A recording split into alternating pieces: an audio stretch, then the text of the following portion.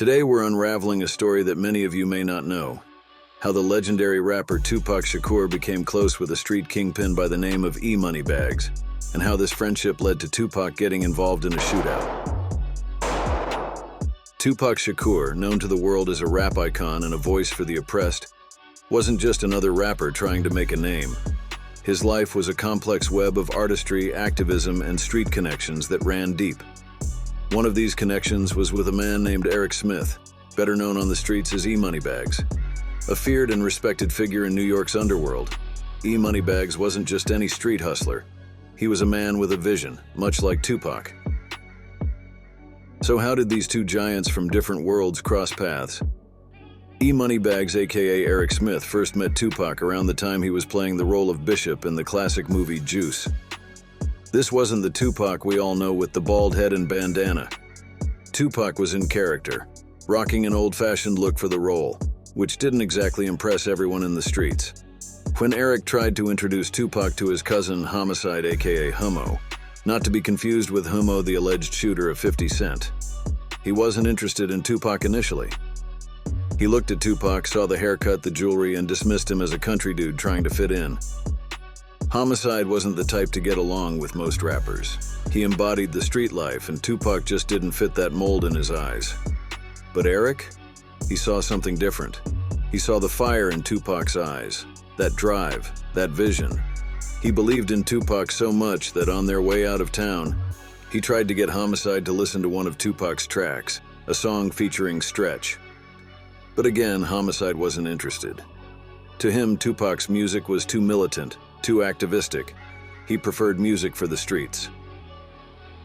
As they're driving back to New York, Eric continues to reason with his cousin, explaining that Tupac only looked like that because he was playing a character in a movie. But Homo, being the skeptical guy he was, still wouldn't listen. That was until they passed a huge billboard for Juice with Tupac's face plastered all over it. That was the moment when Homo started to see Tupac in a different light. When they got back to their hood, Tupac wasn't dressed as Bishop anymore.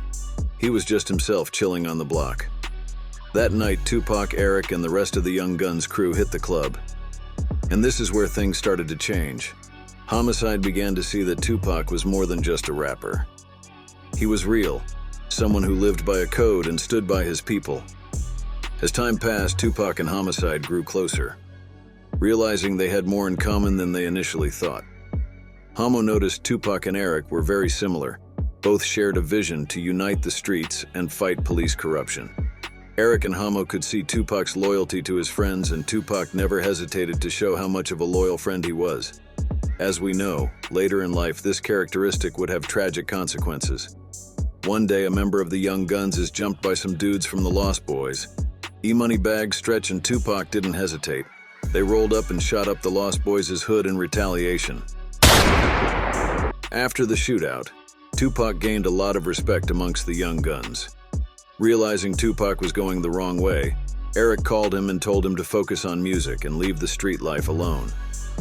Tupac would try to help Eric get in the music game, as Eric believed it to be easy money. Stick up without a gun, he would call it. When Tupac got locked up for the alleged rape charges, Eric was one of the only people to visit him in prison, where he informed Tupac that it was Jimmy Henchman who had set him up at Quad Studios the night he was shot. When Tupac died, it hit Eric hard, and it was said he would constantly play Tupac's music whilst driving. 5 years later, Eric would also lose his life in a hail of bullets. He was shot at over 40 times, being hit 10 times while sitting in his car. Thank you for tuning in, and like, share, and subscribe for more.